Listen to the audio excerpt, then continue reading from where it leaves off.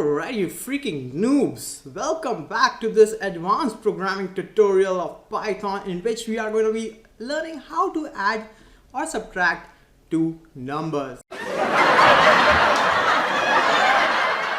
I know, pretty advanced stuff for you guys, huh? So first we are just going to import some stuff that doesn't even matter, so let's say random, maths, which we are not going to use at all. And then to add two numbers, what we are going to do is we are going to create a simple variable called a, and we're just going to write 2 plus 2. And then we can simply print it out on our screen over here. As you can see, we are not even printing out a, we are just adding it in our minds that 2 plus 2 is equals to 4, and we are just printing that out on our screen. And you can see that there is no module called mathematics. And this is what you do when you get an error. You just remove that part from your program. This is programming 101.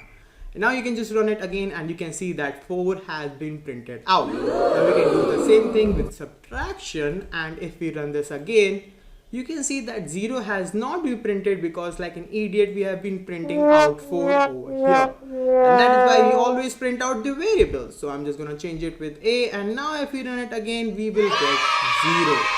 So guys, this is pretty much it for this advanced programming tutorial.